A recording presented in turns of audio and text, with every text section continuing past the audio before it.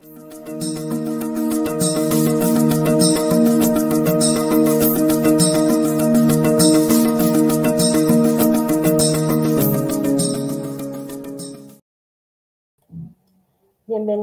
a una nueva cápsula de la memoria, En esta ocasión nos acompaña el profesor Juan Camilo. Él es historiador de la Escuela de Altos Estudios en Ciencias Sociales de París, magíster en Historia de la Universidad Nacional de Colombia, doctor en Historia y Civilización de la Escuela de Altos Estudios de París. Él es profesor titular del Departamento de Gobierno y Ciencias Políticas de la Escuela de Humanidades de la Universidad de AFIT. Es miembro del Grupo de Investigación Sociedad, Política e Historia Conectada, categoría A1 en Ciencias, y investigador senior de Ciencias. Él es autor de diferentes artículos y libros sobre historia sociocultural y política, entre ellos Progresar y Civilizar, Imaginarios de Identidad y Élites Intelectuales de Antioquia en Euroamérica, Ilustrados y Republicanos, el caso de la Ruta de Nápoles, y el más actual es Levántate y Marcha, Movimientos Sociales y Política en Colombia 1920-1940. Bienvenido, profesor. Bien, muchas gracias, Marcela. Bueno, profesor, vamos a empezar con las primeras preguntas. ¿Listo? Listo. La primera pregunta es sobre si nos puedes contar un poquito sobre la trayectoria laboral y académica, cómo empezaste a ser docente o a interesarse por el mundo de la historia. Sí, bueno, esto ya tiene sus años, ¿no? En 1977 me gradué de bachillerato en el Colegio San José de los Hermanos Cristianos en Medellín. Por esa época había tenido contacto un año, 2 años antes con un movimiento cristiano que se conocieron como Cristianos por el Socialismo, muy vinculados a la teología de la liberación. Y a partir de esas relaciones con este grupo y con estas personas, se fue despertando en mí un interés fuerte pues, por lo político, por lo histórico, por lo social. Y a partir de ese momento, ya como bachiller, tomé la decisión de estudiar Derecho, justamente buscando la idea de justicia, la posibilidad de hacer algo por transformar el mundo desde el derecho. Entré a estudiar a la Universidad de Medellín en el año 78. Hice mis 2 primeros años, estaba estudiando los exámenes finales en el año 79 y llegó el programa de estudios para el tercer año en el que predominaban las materias de procedimiento, es decir, derecho procesal civil, derecho procesal penal, etcétera, etcétera. Y eso me hizo tomar una decisión. Finalmente tuve una cierta decepción de la posibilidad de formarme como abogado y trabajar en mis anhelos de cambio social por esa vía, y más bien ya me había empezado a interesar mucho más en la historia. Tomé la decisión de abandonar los estudios de Derecho y buscar una formación como historiador. En ese momento se presentó la posibilidad también por parte de mi familia de apoyarme a ir a estudiar a Francia. Pues por esos mismos años había conocido a Antonio Restrepo Arango, el viejo Toño, pues, que era como una especie de padre de la historia también en Colombia, o por lo menos en Antioquia. Y conversando con Toño fue que resultó la posibilidad de ir a estudiar a Francia, bueno, el entusiasmo, digamos, de ir a estudiar a Francia historia. A finales del año 79 participé en el Congreso Colombiano de Historia en Cali. En ese momento, pues, estaban estos nuevos historiadores, historiadores de la nueva historia, en todo su apogeo en ese congreso, Germán Colmenares, Jesús Antonio Bejarano, Jorge Orlando Melo, estaba Toño, y bueno, por esos días también conocí a Estanislao Zuleta, justamente a través de Toño Restrepo, y se consolidó muy fuertemente el interés por estudiar historia. De allí vino entonces este viaje a Francia en el año 80. Yo llego a París en agosto de 1980. Pues realmente no llevaba todavía un plan de exactamente dónde estudiar, aunque lo más probable era que fuera a estudiar en la Sorbona, en París I, como se había pasado con otros historiadores colombianos que también habían pasado por París. Sin embargo, un día, caminando por el Boulevard Raspail, había salido de la Alianza Francesa, volteé a mirar a un lado y de pronto encuentro el letrero de Casa de las Ciencias del Hombre, Escuela de Altos Estudios en Ciencias Sociales. Pues de inmediato entré a esa institución para averiguar qué era exactamente lo que pasaba allí, y ahí fue cuando entré en contacto con esta institución en la que había que presentar un proyecto de investigación a un profesor que uno escogía entre una enorme cantidad de profesores. Este año, 1980, era también en París, un año en el que pues, los historiadores de las mentalidades en particular estaban muy activos. Entre ellos pues estaba Jacques Le Goff, Georges Duby estaba en el Colegio de Francia, Philippe Ariès también daba clases en la Escuela de Altos Estudios, Emmanuel Leroy-Ladurie, bueno, Michel Bovell, y eso pues inmediatamente me dijo, esta es la institución, ¿no? Ahí tomé la decisión de empezar a hacer los trámites.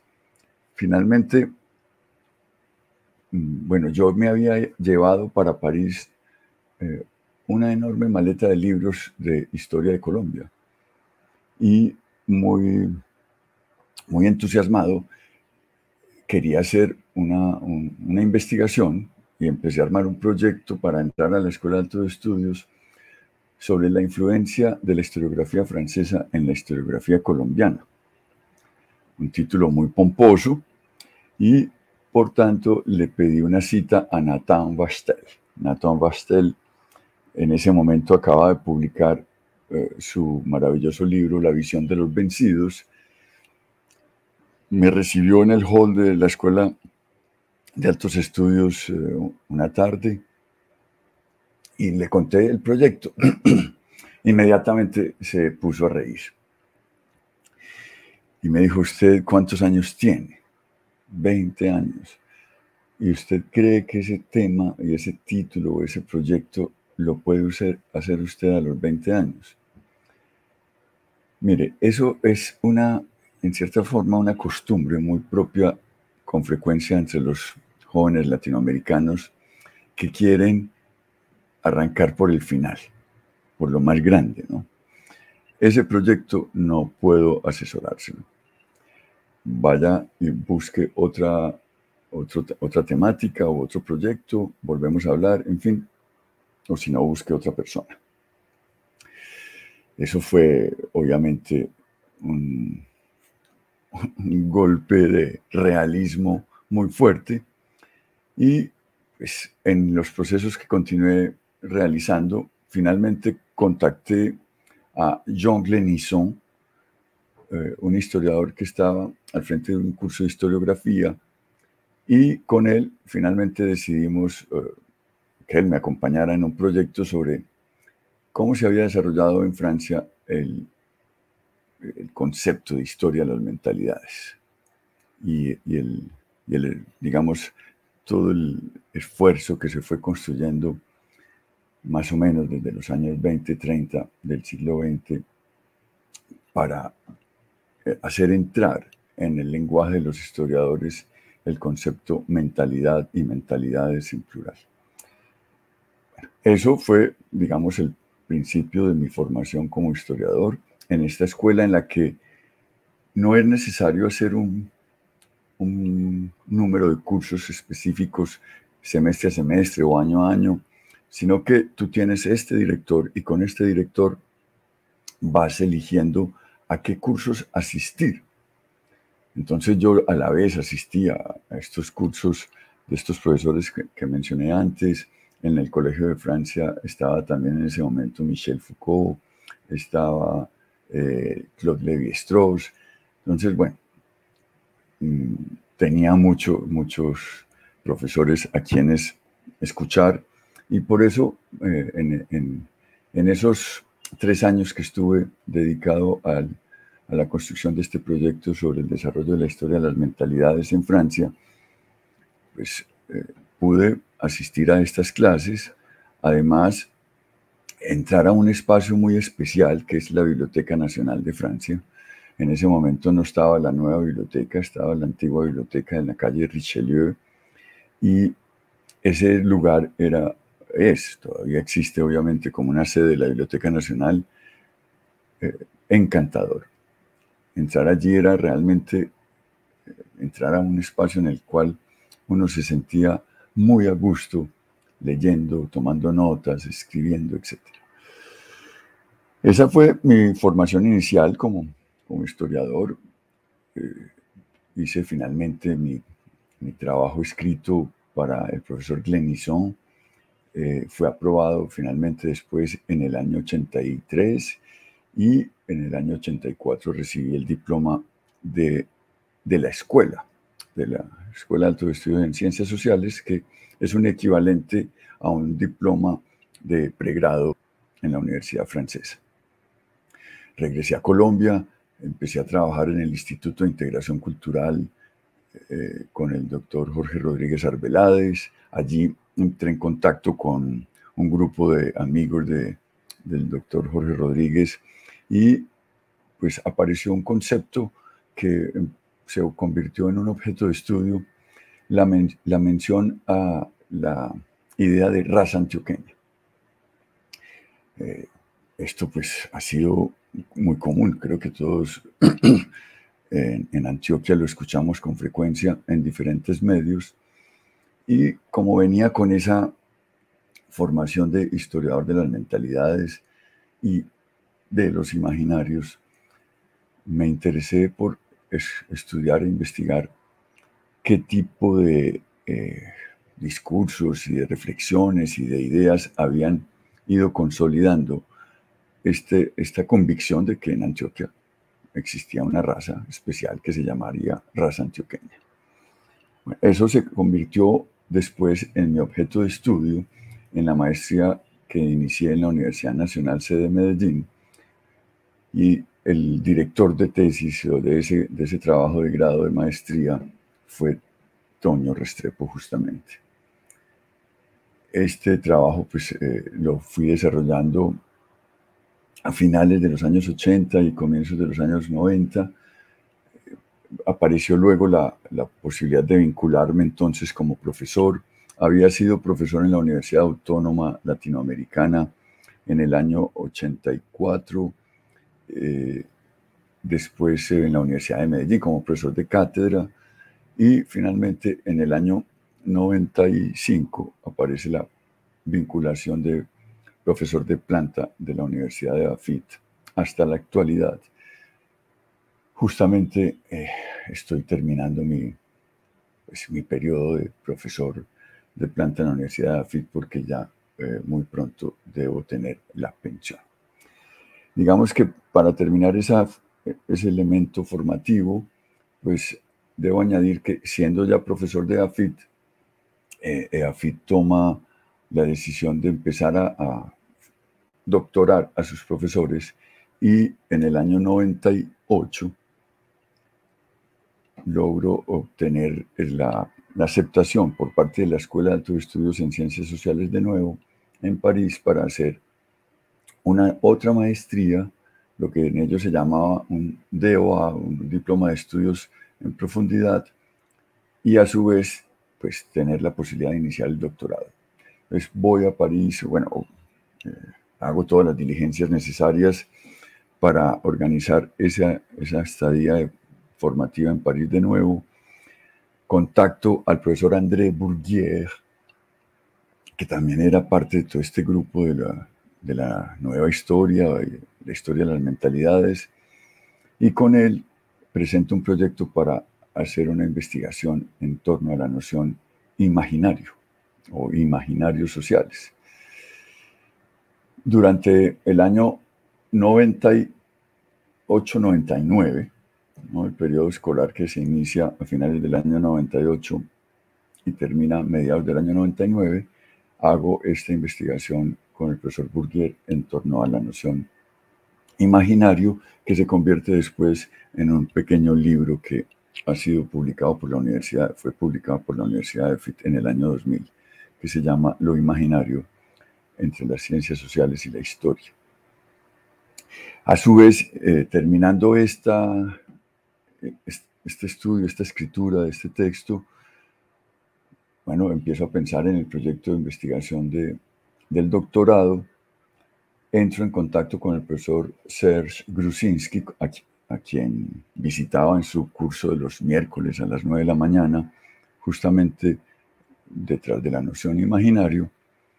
Y finalmente con él, pues, cuadro un proyecto de retomar eso que había estudiado en la maestría con Toño Restrepo en torno a los imaginarios de identidad, las élites intelectuales y esta noción de raza antioqueña que estaba allí detrás de estos imaginarios de identidad en Antioquia. Eso, pues, es aceptado finalmente. Entro entonces a hacer el doctorado en el año 99, en octubre. La Universidad de AFIT me había también estado apoyando, lo mismo que una beca de Colfuturo que obtuve justamente en el año 98 para ir a estudiar el año para la maestría e iniciar el primer año del doctorado. Luego de AFIT apoyó un buen porcentaje del costo de esos otros 4 años en los que estuve haciendo la tesis doctoral, que terminó en el año 2004 en una sustentación que se realizó en el mes de abril ante 5 jurados en los que estaban, pues, el profesor, obviamente, Grusinski, estaba también Frédéric Long, estaba Daniel Pecot, estaba Sandra Pesavento de Brasil, Annick Lomperrier y Juan Carlos Garavaglia, el argentino, que era profesor en la Escuela de Altos Estudios.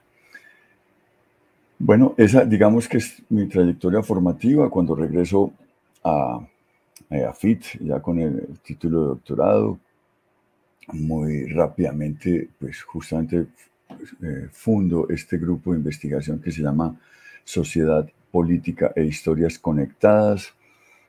Con el profesor Grusinski había justamente empezado a desarrollar, pues, y al lado del profesor Grusinski, el historiador de la India, Sanjay Subrahmanyam, que fue el que propuso el concepto de historias conectadas, y eso me permitió pues, iniciar unas perspectivas analíticas que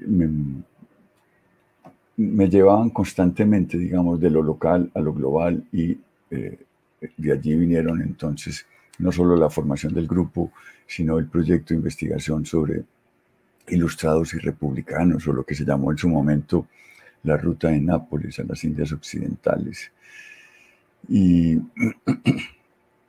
en EAFIT, en compañía también en particular de mi colega Adolfo León Maya Salazar, empezamos a hacer proyectos de investigación en esa dirección, con ese trasfondo, muy conscientes de que vivimos en tiempos de mundialización y globalización, que por lo tanto, pues, estas miradas locales exclusivas no logran comprender la amplitud de lo que está pasando en estos procesos de cambios intercontinentales y de movilizaciones y circulaciones, no solamente de personas, sino justamente de prácticas, sensibilidades y representaciones.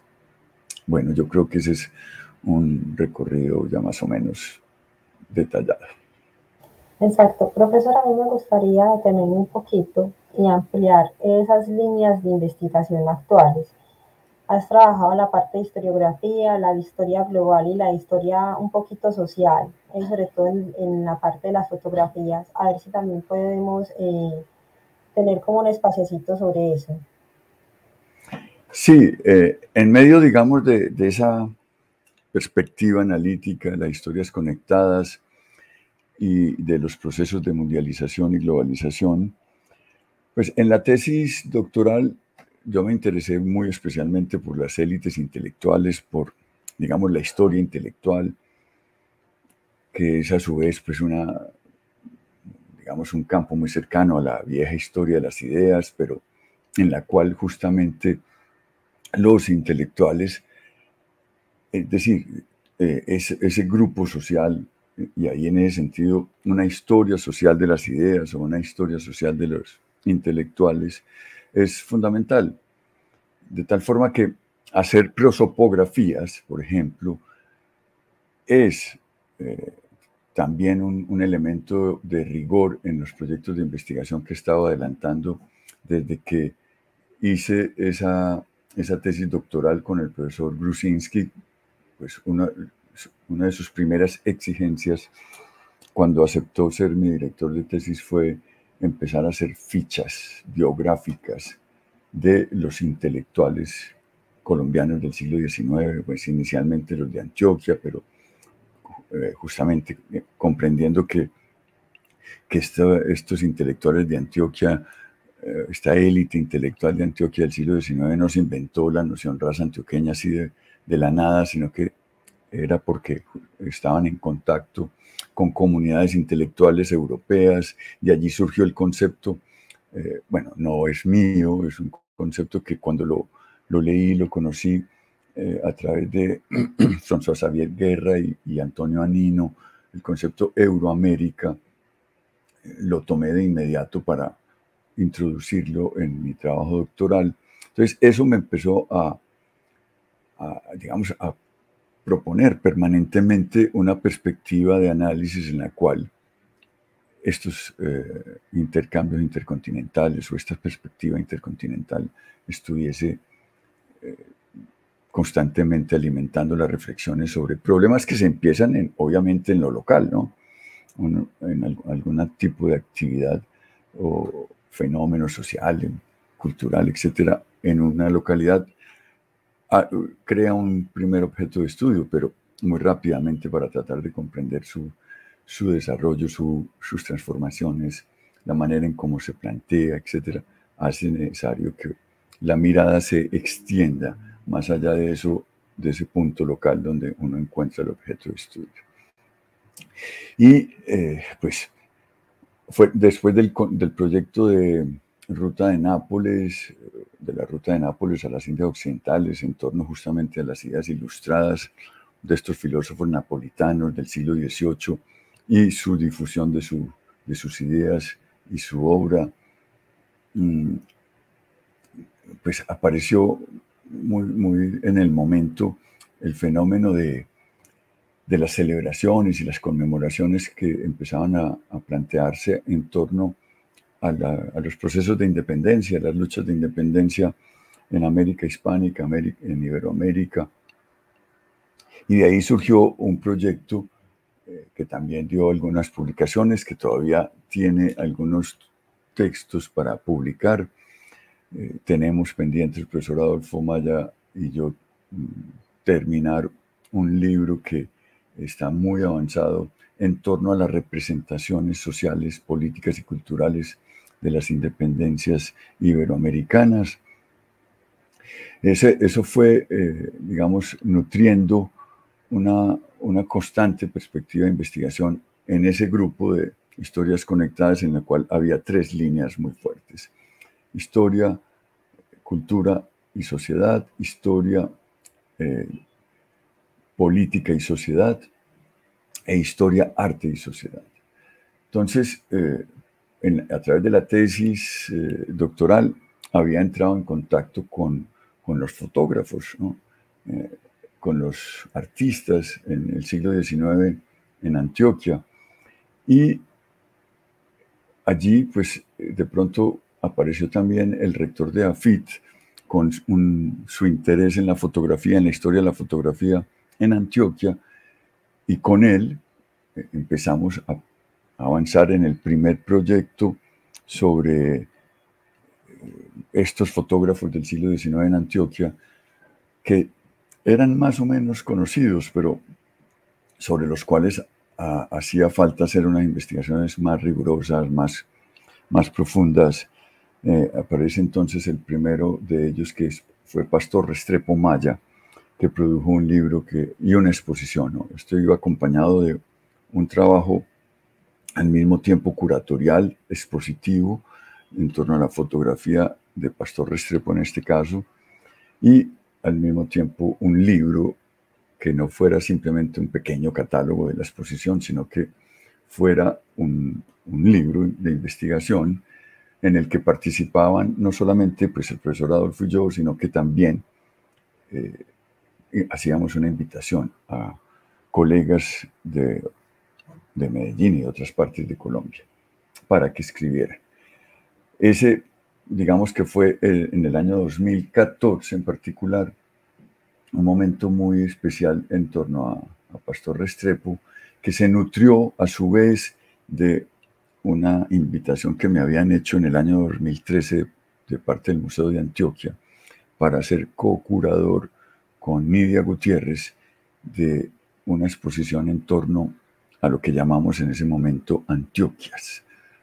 Es decir, justamente una pluralidad que se hacía, pues, digamos, en el contexto, en la coyuntura de la conmemoración de los 200 años de independencia, tanto de Antioquia como de todo esto que estaba pasando alrededor, y que me permitió al mismo tiempo aprender más de cómo curar una exposición, cómo organizar un material visual y empezar a entrar, digamos, de cerca con el manejo de las imágenes.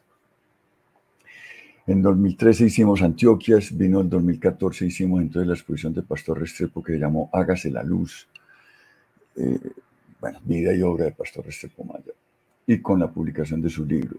Inmediatamente después, con el mismo rector de AFIT, Juan Luis Mejía, iniciamos una investigación muy rigurosa en torno a Horacio Marino Rodríguez, pues un hombre que también era más o menos conocido en el ámbito arquitectónico en particular, pero por ejemplo, en lo fotográfico, su hermano Luis Melitón había, pues no por mala intención de su hermano, sino simplemente por estas cosas de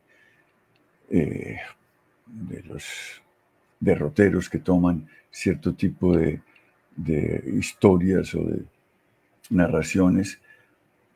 El fondo fotográfico que la familia Rodríguez le vendió a la Biblioteca Pública Piloto de Medellín fue, digamos, denominado el Fondo Melitón Rodríguez. Pues ya hoy se llama Fotografía Rodríguez, pero fue muy frecuente encontrar que la totalidad de esas fotos se le adjudicaban a Luis Melitón.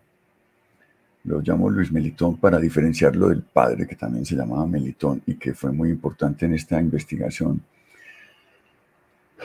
porque pues, el padre de Horacio Marino y Luis Melitón, Melitón Rodríguez Roldán, estaba vinculado a un círculo intelectual en el que en su taller, un taller de marmolería, de talla en piedra, también en torno a las lápidas para los cementerios, se había configurado un círculo intelectual en el que miembros de su familia, pero a su vez otros miembros de la sociedad intelectual de Medellín de finales del siglo XIX, había empezado a producir una cultura intelectual y en ella, por ejemplo, el espiritismo tuvo un lugar muy, muy especial. Entonces, en el libro sobre Horacio Marino empezaron a aparecer una serie de temáticas que me permitió hacer una gestión para vincular a 8 instituciones a ese proyecto y al mismo tiempo realizar 8 exposiciones en 8 salas en torno a la vida de Horacio Marino Rodríguez, que no solamente fue fotógrafo, sino que a su vez fue dibujante, pintor, fue un editor de revistas, fue escritor, arquitecto. Bueno, no era ni arquitecto, ni ingeniero, ni constructor graduado en una institución, pero él, en sus procesos autodidactas, se había formado y se había consolidado a través de su vida laboral como un importante arquitecto, ingeniero y constructor. Fue profesor en la Escuela de Minas, fue profesor de arte también en la Escuela Normal de Varones y en la Escuela Normal de Señoritas. Horacio Marino fue una figura realmente muy cosmopolita en ese sentido. Y como lo dijo en su momento Juan Luis Mejía, pues con ese trabajo que hicimos en torno a Horacio Marino Rodríguez se hizo justicia histórica. Eso llevó entonces a estas exposiciones. Se abrieron salas en la Biblioteca Pública Piloto, en la EAFIT, en la Fundación Ferrocarril de Antioquia, en el Museo de Antioquia, en el Paraninfo de la Universidad de Antioquia, en el Claustro Confama y a su vez en varias calles de la ciudad. Ese fue el segundo proyecto que surgió en esa, pues digamos, esa nueva trayectoria en torno a pensarla con imágenes. Pensar las imágenes y pensar con las imágenes. Luego vino inmediatamente pues con lo de Horacio Marino. Justamente el día que estábamos inaugurando la sala del Museo de Antioquia apareció Jorge Mario Múnera, un fotógrafo que había participado en el proyecto de Pastor Restrepo, y me mencionó un archivo fotográfico en torno a Floro Piedrahíta Callejas. No conocía, no lo había oído mencionar a Floro. Me mostró algunas de sus fotos, después nos sentamos con mucha calma a ver los 169 negativos que tenía ya escaneados del archivo familiar de Floro, y con eso arrancó este proyecto que hoy produjo hace muy poco. El 1 de diciembre hicimos la presentación de la exposición virtual y del libro Levántate y Marcha, Movimientos Sociales y Política en Colombia, 1920-1940. Las fotografías de Floro Piedrahíta Callejas y otras imágenes del mundo. Y es importante este segundo subtítulo porque justamente también fue hacer aparecer estos fenómenos que encontramos en las fotografías de Floro, es decir, las protestas, las marchas, las huelgas que en Barranca Bermeja en los años 20 llevaron a cabo los obreros y los líderes políticos que los acompañaban en torno a los derechos laborales, que eso pues no era sino otra expresión más de un fenómeno de carácter mundial, global, que son justamente las luchas por estos derechos laborales que se difundieron pues, por el planeta, donde el capitalismo y las formas fabriles y las formas industriales de producción se instalaban. Así que digamos que esas son las líneas actuales más predominantes. Ahora pues pienso que quiero terminar de organizar unos textos de investigaciones que he hecho con anterioridad. Tengo pendiente una publicación sobre los procesos de mundialización de la obra y la imagen de Gabriel García Márquez, en compañía con Fernando Suárez, un colega de la Universidad de AFIT. Tengo pendiente también una publicación en torno justamente a los procesos de mundialización de las escuelas de artes y oficios, en compañía de otra colega, Ismaria Zapata. Y bueno, también tengo un proyecto personal por otras cosas de la vida en torno al Karate-Do. estoy escribiendo un primer tomo de la historia del Karate-Do en Colombia, que va por ahí más o menos de los años 67 a los años 79, 80. Y pues como decía ahora, ya me pensiono, ya tengo hecha la solicitud a Colpensiones. En cualquier momento, ahora en diciembre, enero, febrero, debe llegar probablemente la primera mesada. Y esto me ha llevado a empezar a organizar también una nueva perspectiva de trabajo y de, digamos, de pasión, ¿no? Voy a fundar un colegio que se va a llamar Nueva Paideia, y allí se va a hacer un trabajo en torno a los últimos 3 grados del bachillerato, noveno, décimo y undécimo, en el suroeste de Antioquia, para estudiantes campesinos de las familias cafeteras del suroeste de Antioquia. Va a ser un internado de lunes a viernes que tiene como objetivo formar seres humanos sabios, sensibles, fuertes, autónomos, justos y ecuánimes. 6 pilares sobre los que se asienta ese proyecto educativo. Bueno, eso es mi estado actual de trabajo en torno a mis actividades como historiador. Profesor, pues antes de continuar con las preguntas, a mí me gustaría felicitarlo por alcanzar ya como un logro máximo, que es lograr jubilarse y poder ya enfocarse como en los proyectos ya muy personales, como el de por fuera ya de la academia, de fundar una escuela. Y a mí sí, Gracias. sí me gustaría, ya que se me han dado varias preguntas, seguir con otra que es sobre esos logros y retos académicos. ¿A usted qué le gustaría destacar como de esa carrera ya profesional, que ya prácticamente va cerrando su ciclo, y también desde la parte personal? Ok. Sí, Marcela, pues creo que más o menos he hecho referencia a ellos. Eh,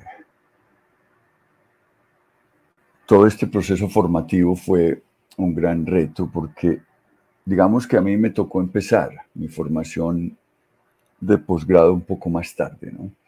Hoy los jóvenes profesionales que se gradúan de pregrado a los 23, 24 años, muy rápidamente tienen la posibilidad de vincularse a una maestría y a un doctorado, ¿no? Entonces tenemos jóvenes de 30 años ya con doctorado, ¿no? Yo obtuve mi doctorado de 44 años, a los 44 años, y eso pues fue finalmente también un gran reto y un gran logro. Y fue muy importante porque, pues, en el caso concreto del ámbito donde estaba trabajando, pues, en la Escuela de Humanidades fui el primer doctor. A su vez, digamos, hice esta fundación de este grupo de investigación que me permitió ser también, a su vez, en su momento, en estas clasificaciones de lo que era Colciencias, pues ser el primer investigador senior que se clasificó en la Escuela de Humanidades. Ya hoy eso no es así, no soy el único, y afortunadamente pues mis colegas en la universidad están teniendo estas oportunidades de formarse desde más temprano y al mismo tiempo pues tener a su disposición un sistema de apoyo a la investigación muy fuerte que fue, pues, en mi proceso concreto en EAFIT, fue creciendo cuando justamente yo estaba haciendo esos procesos de formación en torno a la maestría en Francia y al doctorado en Francia. Haber, digamos, tenido la fortuna de tener al profesor Serge Grusinski como mi director de tesis fue también un logro muy importante. Él al principio no quería hacerlo. Cuando yo me acerqué a proponerle que me dirigiera mi trabajo de grado doctoral, él me dijo que no, que él él no era colombianista y que su especialidad era México, etcétera, que me buscara otra persona, en fin. Pero yo le insistí y finalmente aceptó, y eso fue muy importante, muy, muy importante. Recuerdo, por ejemplo, la primera vez que le llevé un texto, unas 40 páginas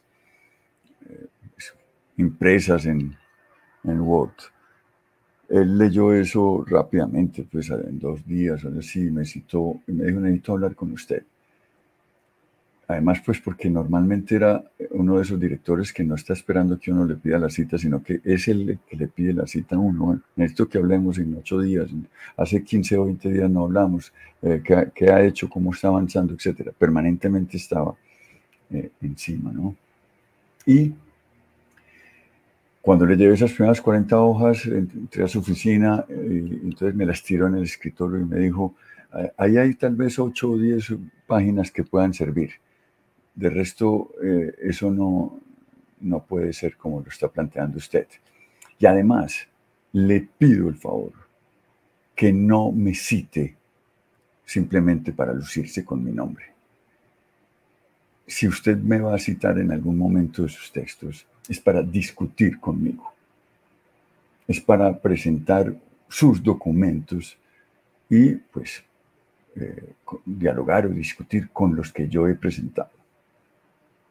Bueno, eso fue también así, parecido a lo que me pasó cuando más jovencito con Nathan Bastel. Me fui a la casa y no podía escribir ni una letra durante por ahí 2 meses, buscando por dónde, bueno, me dio algunas pistas justamente. Utilice sus fuentes, utilice sus documentos. Eso es lo que ha estado haciendo y buscando durante estos años. Deje de estar presentando a los famosos, porque ese hábito justamente muy latinoamericano también de arrancar con esos marcos teóricos, el profesor Gruzinski también fue lo primero que me dijo, deje de estar utilizando todas estas cosas de marcos teóricos, utilicen las fuentes, especialmente las fuentes primarias. Y entonces arrancar pues con el uno y con el otro y citando a los famosos para que los textos tengan validez. Eso fue muy importante, haberlo aprendido en carne propia directamente con un hombre tan crítico como es el profesor Gruzinski y pues y al mismo tiempo en un proceso de producción de él mismo en su vida como historiador muy intensa, porque durante esos años pues él estaba constantemente publicando, sacando cosas. En su curso, cada sesión era asistir a una nueva reflexión en torno a documentos que no se conocían, o que él los hacía aparecer de otra manera completamente, ¿no? Las 4 partes del mundo, la publicación del libro que él hizo en el año, eso fue el año 2003 tal vez, ¿no? Fue muy importante haber estado cerquita en la construcción de ese libro. Después el libro en torno a, que se llama ¿Qué hora es allá?, de cómo veían los musulmanes, especialmente en el Imperio Otomano, los procesos de conquista posible a América, ¿no? O cómo veían América entrando a ese justamente nuevo mundo de relaciones mundiales y globales que se estaba gestando. En fin, ese fue muy importante, digamos, momento de mi formación intelectual, haber podido lograr que el profesor Gruzinski fuera mi director de tesis, después llevarlo a Medellín, hacer estos seminarios que empezamos a realizar cada 2 años en un principio, después eso ya pues, se detuvo, como que llegó su momento de no hacerlo más. Lo llevamos al profesor Gruzinski primero en el año 2005, en el año 2007 estuvo Carmen Bernot, después en el 2009 Roger Chartier y en el 2011 volvió el profesor Gruzinski y pues tratamos de mucho rato después de traer al profesor Sanjay Subramanian, pero bueno, no fue posible como que era, ha sido, pues debe serlo todavía, un hombre muy ocupado. En fin, esas, digamos, como los grandes retos de mi vida como profesional. Profesor, a mí sí me gustaría de pronto ampliar un poquito esos proyectos actuales, pero ya para el próximo año. A ver si de pronto, pues, sé que en este momento estás haciendo lo de el libro de karate, estás prácticamente en un seminario, pero a ver si podemos ampliar un poquito ya como los planes para el próximo año. Sí, bueno, he tomado la decisión de no dar clases el próximo año. Quiero suspender un poco no, pues radicalmente por ahora este próximo año la docencia como tal. Estoy dedicándome a este plan del colegio que te mencionaba, pues que creo que me va a tomar bastante tiempo. Pero voy a retomar estos textos que mencionaba sobre representaciones sociales, políticas y culturales de las independencias. Uno, el de los procesos de mundialización de la imagen y la obra de García Márquez. Dos, y los procesos de mundialización de las escuelas de artes y oficios. Tres, lo de la historia del libro, el tomo sobre la historia del karate en Colombia probablemente también avance un poco, pero estos otros los tengo muy cerca de dejarlos listos. Me ha faltado pues justamente tiempo para volver a sentarme con los coautores en un proceso de finalización. Esa sería pues la idea. También incluso le he propuesto al Fondo Editorial de la Universidad de AFIT que quizás para finales del próximo año hagamos una reedición de estos tres libros de los tres fotógrafos, Pastor Restrepo, Horacio Marino y Floro Piedrahita, en el que saquemos una especie de tríptico en torno a estos fotógrafos que pueda tener una pequeña introducción que los vincula unos con los otros, pero que pues les dé todavía mayor sentido al estar juntos, ¿no? El libro de Pastor Restrepo se agotó completamente, de Horacio Marino quedan todavía pues algunos ejemplares, y el de Floro Piedrahita, como fue un libro mucho más robusto y más costoso, pues no alcanzamos a sacar muchos ejemplares. Sería muy bello tener una cajita con los tres tomos. Sí, es en esa dirección. Espero estar abriendo el grado noveno en este colegio en enero del 23. Va a ser difícil porque obtener la licencia de funcionamiento por parte de la Secretaría de Educación de Antioquia no es nada fácil en términos de, no porque pongan trabas, sino porque hay una gran cantidad de requisitos que hay que cumplirlos al pie de la letra. Para la educación privada.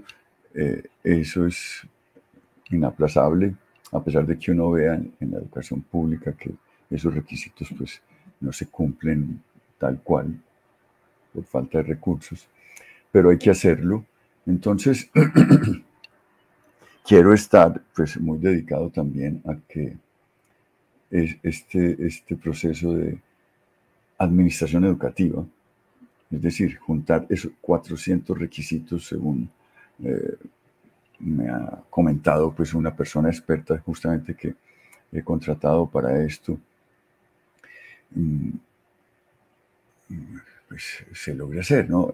Habría que entregar toda esa documentación el 1 de junio del año 2022 para que después hagan al mismo tiempo la revisión y nos den la licencia de funcionamiento para abrir el grado noveno en enero del 2023.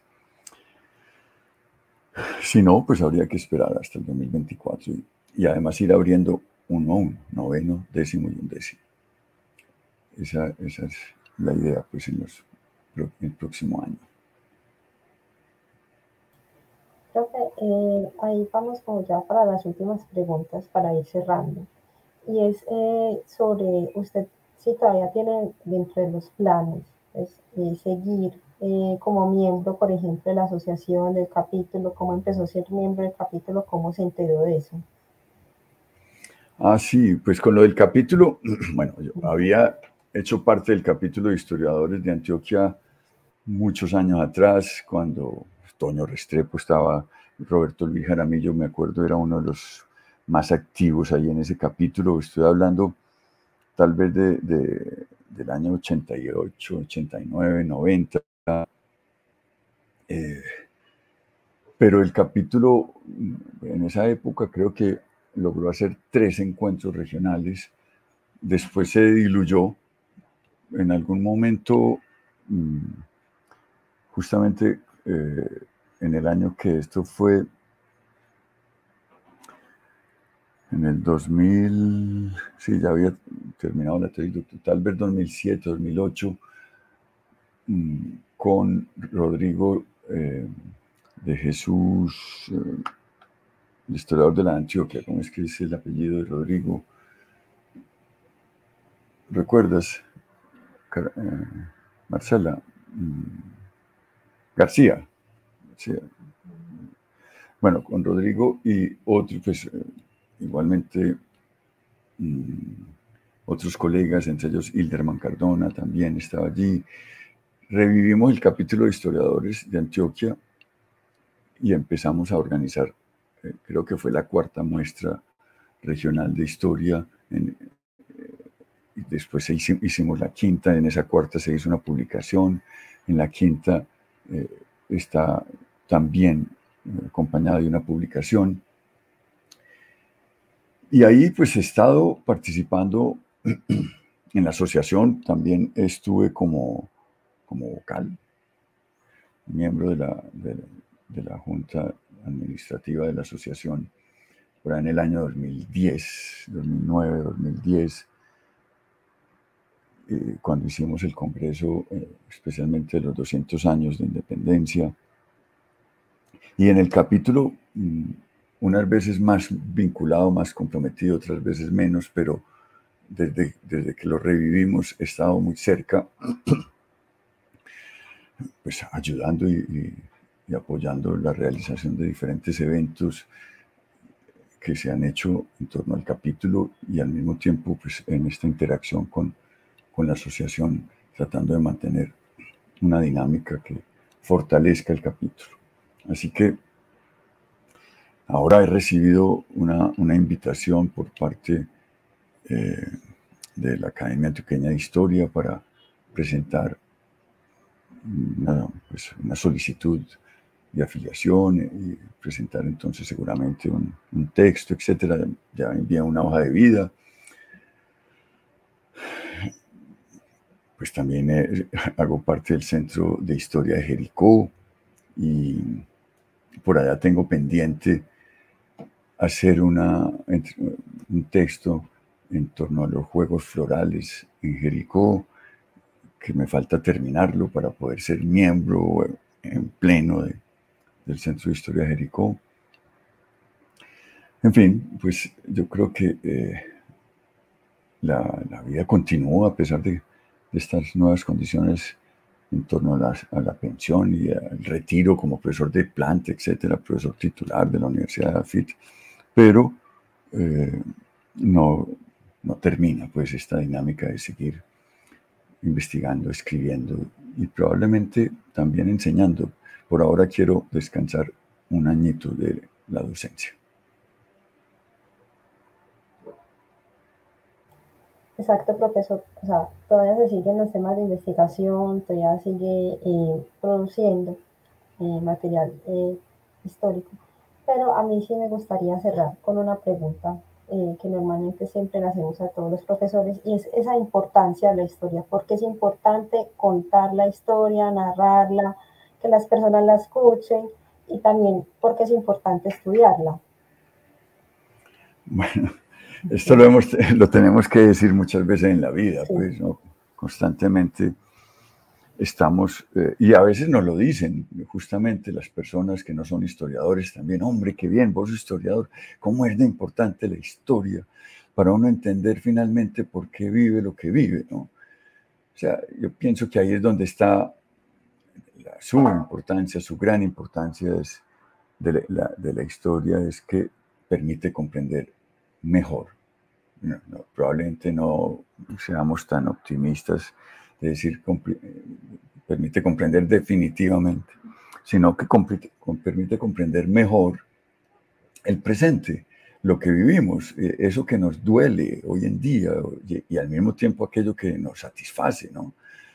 Porque querámoslo o no, somos seres históricos, seres que, bueno, como sujetos y como sociedades, que somos el resultado de una serie de procesos muy complejos, muy diversos, que no son fáciles tampoco de entender de manera simplemente cronológica. Las preguntas, estos pronombres interrogativos de el quién, dónde, cómo, cuándo, pero por qué las cosas sucedieron de cierta manera y no de otra, etcétera. Esas son las preguntas que los historiadores mantenemos en la primera línea de nuestras reflexiones, de tal forma que pues, nos permiten justamente ayudar a todos los contemporáneos, nuestros contemporáneos.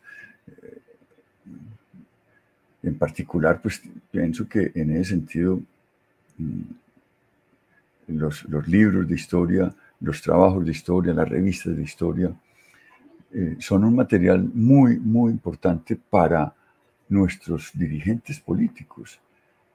Un dirigente político o una clase dirigente bien formada en términos históricos, sociológicos, antropológicos, que conozca bien la sociedad en la cual pues, tomó la decisión de ocupar un lugar de mando, un lugar de dirección, un lugar de liderazgo, tiene que pues, pasar por un conocimiento muy detallado, lo mejor posible de eso que ha sido la sociedad en la que está comprometido con su dirección. Eso le permitirá ser un mejor dirigente, obviamente un mejor líder. Además, pues, tenemos una comunidad muy importante a quien apoyar, que son nuestros colegas docentes, ¿no? En los colegios, en primaria, en bachillerato, en las universidades, con nuestras investigaciones. Este último proyecto, Levántate y Marcha, vino acompañado, a su vez, no solamente de importantes capítulos muy académicos, pero al mismo tiempo de otros capítulos en los cuales aparecen artistas ayudando a pensar con arte el mundo que vivimos. O por lo menos este siglo de luchas por los derechos laborales. Entonces, hubo otros fotógrafos fuera de Floro Piedrahíta, hubo una obra de teatro, actores de teatro, escribimos un guión para eso, escribimos un guión o una canción, más bien, para un coro que a su vez, pues, no solamente hizo la expresión artística de lo que es un canto coral, sino a su vez una reflexión en torno a esto que había estado pasando en las luchas por los derechos laborales. También hay dos danzas contemporáneas. Entonces, hemos ido también encontrando, pues esto no es ninguna originalidad nuestra, pero sí un diálogo que se haga más visible entre académicos y artistas, o entre ciencia y arte, ciencia social y artes, de tal forma que pues, estos resultados sean todavía más atractivos, más interesantes y a su vez pues, tengan una circulación o una visibilidad mayor dentro de los ámbitos en los cuales va dirigido. Exacto, profesor, es como intentar unir tanto la academia como también las artes plásticas, como para intentar que las personas se interesen por la historia. Creo que esa es como la conclusión a la que llegamos. ¿Cierto, profesor? Sí, sí, ese es un reto grande, obviamente, como docentes, como pedagogos, no solamente en términos verbales cuando estamos dando clase o estamos dando una charla, sino también en términos escriturales, es decir, cuando vamos a publicar un texto, cómo lograr que esos textos pues finalmente sí Claro, sean leídos y sí se difundan, porque tenemos mucha producción escrita que está en los anaqueles y la leen pues unos especialistas nomás. Pienso que el gran reto es hacer una difusión de nuestros resultados parciales siempre, sin ninguna pretensión de objetividad pura y definitiva, siempre dispuestos a revisar lo que escribimos, pero sí buscando nuevos canales, ¿no? Y creo que tenemos herramientas actuales justamente para hacerlo, ¿no? Todas estas redes sociales, todos estos medios audiovisuales, estas posibilidades de interactuar sin necesidad de desplazarnos, pues hace que nos podamos, digamos, enterar y disfrutar al mismo tiempo, ¿no? De lo que hacen los otros. Pues a veces produce una sensación incluso de angustia y de, pues, como de decepción de no profesor. poder asistir a todo lo que le llega a uno y poderlo disfrutar. Pero bueno, eso ya es parte de la forma en cómo cada quien va organizando su tiempo para ir entrando en contacto con unas cosas o con otras. Pero ahí estarán. Y es otra de las cosas. Pues esto no se evapora. El libro Levántate y Marcha está disponible también en PDF de manera gratuita al mundo entero a través de una conexión a Internet. La exposición virtual igualmente, ahí está. Y eso hace que, en efecto, podamos interactuar mucho más fácil y mucho más positivamente con los públicos, como dicen los publicistas. Y, bueno, Bueno, muchas gracias, profesor, por abrirnos este espacio. A nuestro público le digo que el próximo miércoles tenemos también cápsula de la memoria. Muchas gracias por acompañarnos. Muchas gracias, profesor. no, muchas gracias a ti, Marcela, gracias al capítulo de Historiadores de Antioquia por haberme invitado a este momento especial, a la Asociación Colombiana de Historiadores igualmente también por su permanente actividad y nos volvemos a ver pronto. Exacto.